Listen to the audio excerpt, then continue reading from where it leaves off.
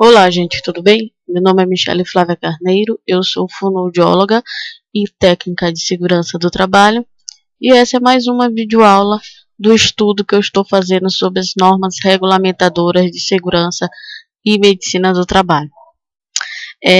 Na videoaula passada, na primeira videoaula, eu falei sobre alguns assuntos que eu acho interessante saber antes de dar início ao estudo das normas de segurança e medicina do trabalho.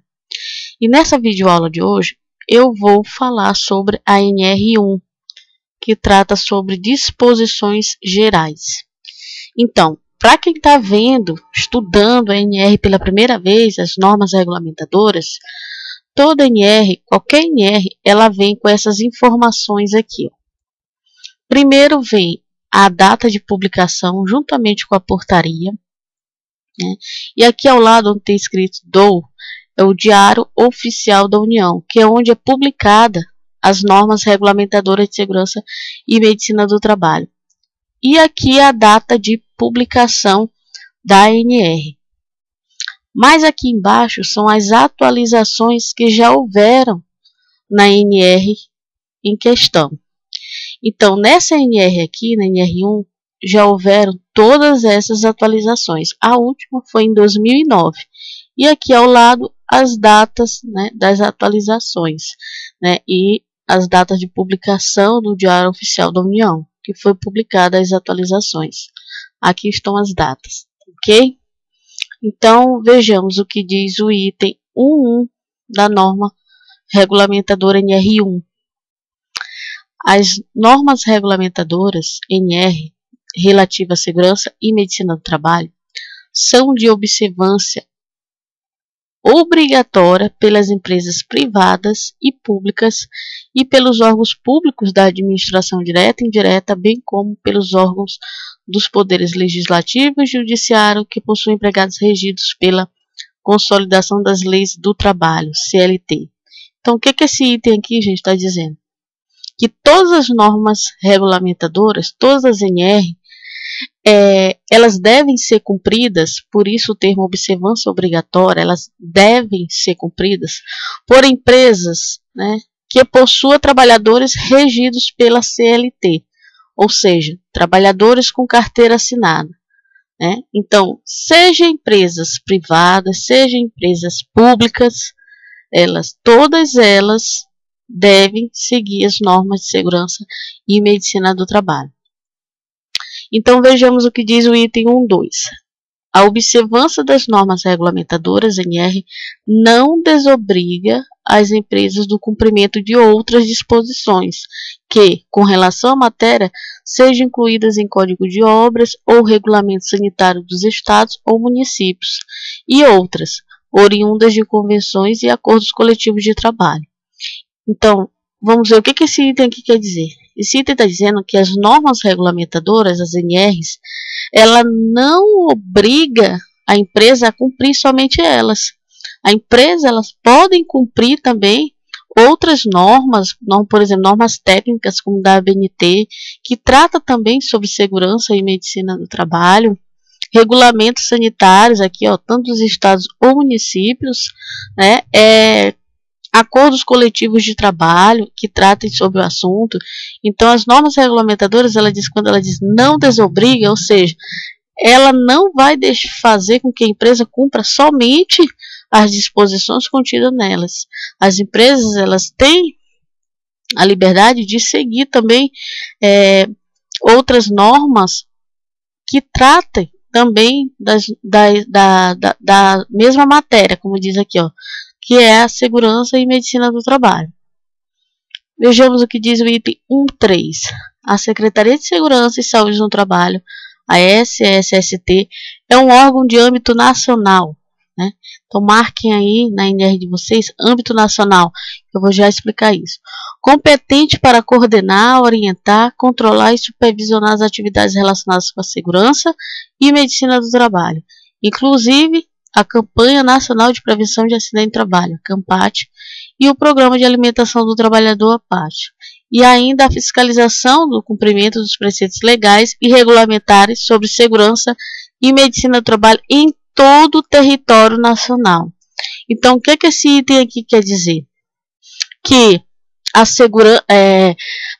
Secretaria de Segurança e Saúde no Trabalho, ela é um órgão de âmbito nacional. O que vem ser isso? Âmbito nacional, né? A palavra âmbito quer dizer área de atuação. Então, a área de atuação desse órgão aqui, né, é aonde? Nacional, ou seja, todo o Brasil, no nosso caso. Então, a área de atuação dela é em todo o Brasil. E o que ela vai fazer? Ela vai Ela vai coordenar, ela vai orientar, controlar e supervisionar as atividades relacionadas com a segurança e medicina do trabalho. É isso que esse órgão vai fazer, né? E ela é um órgão de âmbito nacional, ou seja, gente, ela controla, ela orienta, ela supervisiona as atividades relacionadas à segurança e medicina do trabalho em todo o Brasil, tá? Como ele diz bem aqui no final, em todo o território nacional. Vejamos o que diz o item 1.4. A Delegacia Regional do Trabalho, DRT, ou SRTE, aqui não está esse termo SRTE, porque é a nova denominação desse órgão, SRTE, que é Superintendência Regional do Trabalho e Emprego. Então, o que esse órgão, o que esse item fala desse órgão? Nos limites de sua jurisdição, é um órgão regional, marca aí, competente para executar as atividades relacionadas com a segurança e medicina do trabalho. Inclusive, a Campanha Nacional de Prevenção de Acidente do Trabalho, a CAMPAT, e o Programa de Alimentação do Trabalhador, PAT. E ainda a fiscalização do cumprimento dos preceitos legais e regulamentares sobre segurança e medicina do trabalho. Então, o que esse item está dizendo desse órgão bem aqui? Que ele é um órgão de âmbito regional. E o que vai ser isso? A área de atuação dela é por região, tá? Por região. E ela é competente em executar as atividades relacionadas à segurança e medicina do trabalho. Então, qual a diferença desse órgão aqui para esse? São duas diferenças. A primeira é que a Secretaria de Segurança e Saúde do Trabalho, ela é de âmbito nacional. Todo o Brasil, a área de atuação dela. E a Delegacia Regional do Trabalho, ela é de âmbito regional, ou seja, por região. Cada região possui uma. E a segunda diferença é que a Secretaria de Segurança e Saúde do Trabalho é ela que coordena, orienta, controla e supervisiona as atividades relacionadas à segurança e medicina do trabalho. Enquanto a DRT, né, ou SRTE, ela faz o quê? Ela executa as atividades de segurança e medicina do trabalho. Então, enquanto essa executa, a outra vai o quê? Coordenar, orientar, controlar e supervisionar essas atividades de segurança e medicina do trabalho. Tá? Então, essas são as duas diferenças. Uma é de âmbito nacional e ela tem essa função aqui, de coordenar, orientar e controlar e supervisionar as atividades de segurança e medicina do trabalho. E a outra já é de âmbito regional e a função dela é executar as atividades de segurança e medicina do trabalho. Vejamos o que diz o próximo item. Peraí, só subir mais um pouco aqui.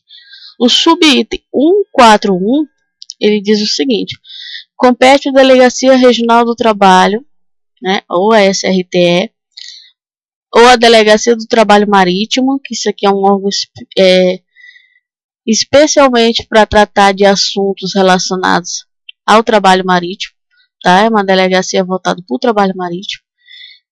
Então, o que é competente a esses órgãos aqui? Adotar medidas necessárias à fiel observância dos preceitos legais e regulamentares sobre segurança e medicina do trabalho. Então, é esse órgão aqui, né, a Delegacia Regional do Trabalho, ou SRTE, que é responsável em adotar as medidas onde as empresas, né, terão que cumprir as normas de segurança e medicina do trabalho. Impor as penalidades cabíveis por descumprimento dos preceitos legais e regulamentares sobre segurança e medicina do trabalho. Então, é ela que vai impor essas penalidades, né? Caso as empresas descumprem os preceitos legais e regulamentares, quem vai impor as penalidades é a Delegacia Regional do Trabalho, né? Ou a Superintendência Regional do Trabalho e Emprego. E essas penalidades vai ser o quê? Ela pode embargar uma obra, interditar um estabelecimento, setor de serviço, canteiro de obra, freio de trabalho, locais de trabalho, máquinas e equipamentos. Ela também vai notificar as empresas estipulando prazos para eliminação ou neutralização da insalubridade, né? Quando ela notifica a empresa, gente, ela vai estipular um prazo para que seja eliminado ou neutralizado aquelas atividades que podem causar doenças, né, ao trabalhador, que são consideradas atividades insalubres, tá? Vocês vão estudar isso quando eu tiver... Vou entender melhor quando estiver estudando em NR15, que trata sobre atividades e operações insalubres. Na linha E diz, atender requisições judiciais para a realização de perícias sobre segurança e medicina do trabalho, nas localidades onde não houver médico do trabalho ou engenheiro de segurança do trabalho registrado no Ministério do Trabalho. Aqui eles vão fazer, né, a SRTE, ela vai fazer perícia de segurança e medicina do trabalho, mas somente nas localidades que não houver um médico do trabalho ou um engenheiro de segurança do trabalho, tá? Bom, aqui na NR1, ela também trata, gente, ela dá algumas definições que vocês constantemente vão ver nas outras NRs. O que é um empregador, o que é uma empresa, o que é um empregado, né? E aqui eu marquei algumas que eu acho importante estar falando, porque às vezes muitas pessoas se confundem, né? Então, vejamos, o que é um estabelecimento? É cada uma das unidades da empresa, funcionando em lugares diferentes, tais como fábrica, refinaria, usina, escritório, loja, oficina, depósito, laboratório. Um exemplo. Se eu monto, por exemplo, um supermercado de pequeno porte, daí com o tempo esse supermercado ele começa a dar lucro, e aí eu abro mais 2 supermercados, né? Mais 2 supermercados em lugares diferentes, né? Então, cada um desses supermercados são considerados estabelecimentos, ou seja, unidades da minha empresa, tá? Cada um desses supermercados são considerados unidades da minha empresa, são chamadas de estabelecimento, tá? Para ser considerado estabelecimento, eles têm que possuir endereços, tá, diferentes. Mas digamos que eu tenha um supermercado e na mesma rua, né, por exemplo, 3, 4 casas depois ou empresas depois, eu tenha um depósito onde eu guardo os materiais do supermercado. Esse depósito, né, ele também vai ser considerado um estabelecimento. Mas por que se ele está na mesma rua? Porque ele pode estar na mesma rua, mas ele tem endereço diferente. Ele tem um número, o depósito tem um número e o meu supermercado tem outro número. E cada um possui trabalhadores, tá? Então, é considerado também estabelecimento o depósito, ok? E o que vem ser um setor de serviço? Aqui diz na linha E, setor de serviço, a menor unidade administrativa ou operacional compreendida em um mesmo estabelecimento. Ou seja, gente, em cada estabelecimento, né, ela é formado, todo estabelecimento é formado por setores, né, no seu interior. Por exemplo, um canteiro de obra. Um canteiro de obra é considerado um estabelecimento. Dentro do canteiro de obra, gente, eu possuo vários setores. Possuo o setor, digamos, um exemplo de setor administrativo. O almoxerifado, onde eu guardo os materiais, né, que vão ser utilizados na obra, os equipamentos de produção individual, é chamado de setor administrativo. E existe também setor operacional, por exemplo, o setor da carpintaria, o setor das armações de aço, são considerados setor operacional. Tá ok? Então, setor é a menor unidade, tanto administrativa como operacional, compreendida em um mesmo estabelecimento. A linha F diz, canteiro de obra é uma área de trabalho fixa e temporária, onde desenvolve operações de apoio e execução à construção, demolição e reparo de uma obra. Então, o que essa linha quer dizer? Bom, canteiro de obra, área de trabalho fixa. O que ela quer dizer com isso? Gente, todo dia o trabalhador ele vai e volta da sua casa, ele vai encontrar o seu local de trabalho no mesmo lugar, tá? Por isso é uma área de trabalho fixa. Ela não vai sair dali. E é temporária por quê? Até construir um empreendimento. Por exemplo, se estiver construindo um edifício, quando terminar de construir um edifício, o canteiro de obra não vai mais existir, porque ele existe para dar apoio à obra. Se não existe mais a obra, não tem por que ele existir. Por isso é uma área de trabalho temporária.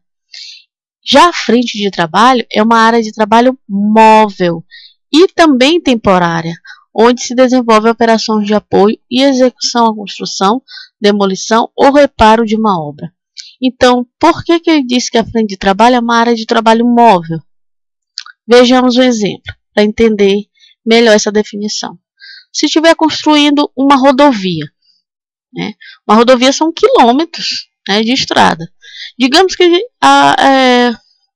as empresas dividem, né, a rodovia em 2 trechos, primeiro trecho, segundo trecho. Se for construir um canteiro de obra no primeiro trecho, quando tiver no segundo trecho, o canteiro de obra ele não é para servir de apoio à execução, construção e demolição da obra, não é? Então, quando tiver no segundo trecho, se o trabalhador ele precisar de algo do canteiro de obra, ele vai ter que andar quilômetros até chegar no canteiro de obra. Então, o canteiro de obra não vai estar servindo de apoio para a obra.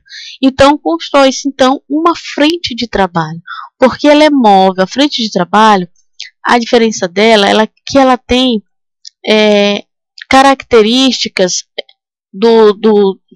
características menos complexas do que um canteiro de obra, mas não quer dizer que ela não seja, não apresente riscos. Ela às vezes apresenta mais riscos do que um canteiro de obra, ok?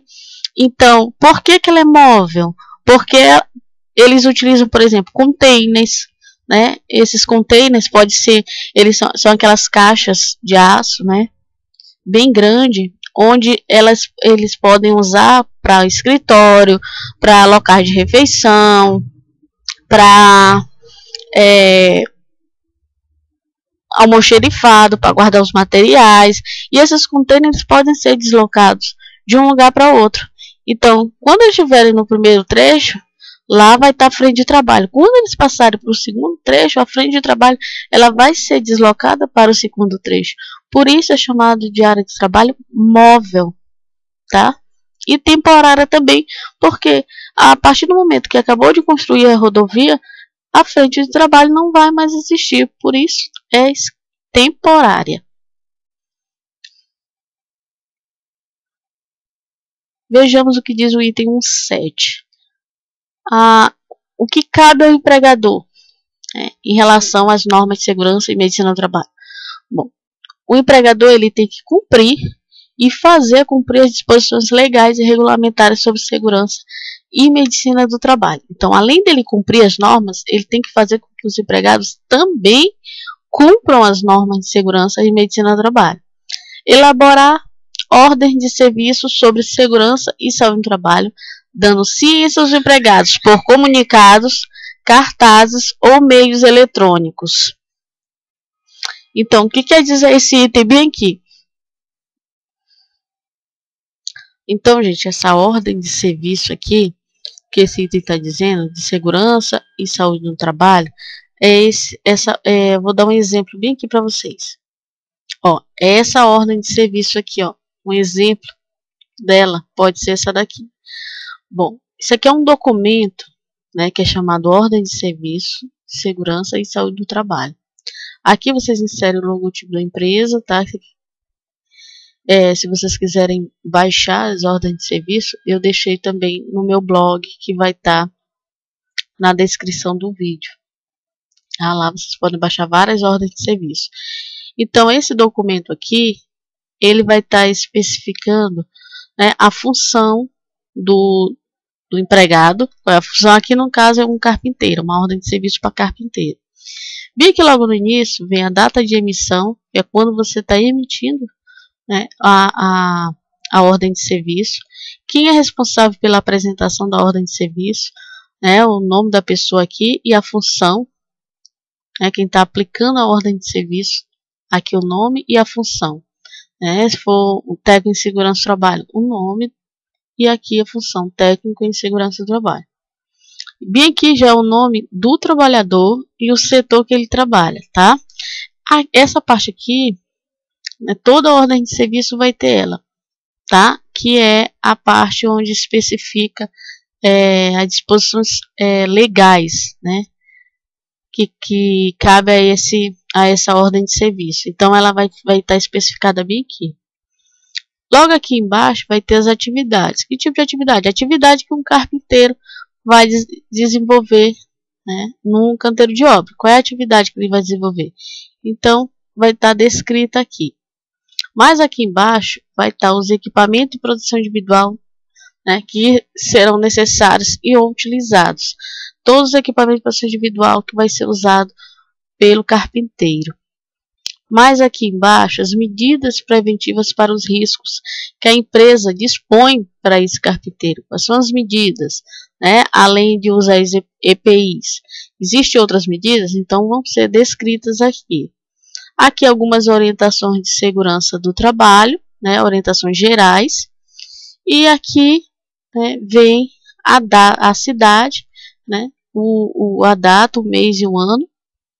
E a assinatura do empregado, né, onde ele vai estar assinando nesse espaço aqui, afirmando que ele recebeu, tá aqui, ó, o treinamento de segurança no trabalho, recebeu todas as orientações, né, referente à ordem de serviço, tá? Então, esse aqui é um exemplo de ordem de serviço de segurança e saúde no trabalho. Voltando para lá. Ele também, o empregador, ele tem o dever de informar os trabalhadores os riscos profissionais que possam originar-se no local de trabalho. Né? Que riscos profissionais são esses? Risco físico, químico, biológico, ergonômico, mecânico. Esses riscos aí vocês verão, né, quando estiver estudando outras NRs, NR9, NR15, NR17, que trata sobre ergonomia, tá ok? Além de informar os riscos que possam haver na empresa, o empregador também ele tem que dizer quais são os meios para se prevenir desses riscos, né? E as medidas que são adotadas pela empresa, ok? E os resultados dos exames médicos e exames complementares de diagnóstico aos quais os próprios trabalhadores foram submetidos. Então, se os trabalhadores forem submetidos a exames médicos e exames complementares, eles têm o direito de receber os resultados, é direito do trabalhador. Né? Esses exames médicos, exame admissional, demissional, periódico, de mudança de função, retorno ao trabalho, tá? E esses exames complementares, por exemplo, um exame de audiometria, é um exemplo de exame complementar, tá? É o exame de audição. Vejamos o que diz o item 1.8. Aqui no item 1.8 é o que cabe ao empregado em relação à segurança e medicina do trabalho, porque não é dever só do empregador de cumprir as normas, o empregado também tem que cumprir. Então, a NR1 ela fala aqui de modo geral, né, algumas disposições que cabem ao empregado. Cumprir as disposições legais e regulamentares sobre segurança e saúde no trabalho, inclusive as ordens de serviço expedidas pelo empregador, um exemplo das ordens de serviço que eu falei anteriormente, né, o empregado ele tem um dever de cumprir. Usar o EPI fornecido pelo empregador, tá? O empregador ele tem um dever de fornecer o EPI e o empregado de usar. Submeter seus exames médicos previstos nas normas regulamentadoras. Se o empregador ele tem um dever de dar os resultados, para ele dar os resultados dos exames médicos, o empregado ele tem que se submeter a esses exames médicos, né? E é exigido por lei, tá? Vamos ver o que diz o item 1. O subitem 181 constitui ato faltoso a recusa injustificada do empregado ao cumprimento do disposto no item anterior. Né? Então, se o empregado ele deixar de cumprir qualquer um desses itens aqui, ele está cometendo um ato faltoso. Né? Se ele se recusar, tá, a cumprir e não justificar, ele está cometendo um ato faltoso. E esse ato faltoso, né, ele pode gerar uma demissão por justa causa. Ok, gente? Então, gente, nessa videoaula eu fico por aqui, tá? Eu espero ter ajudado, né, a tirar algumas dúvidas. E até a próxima videoaula, onde eu vou estar falando sobre a NR2, que trata sobre inspeção prévia, tá? Então, até lá e um abraço.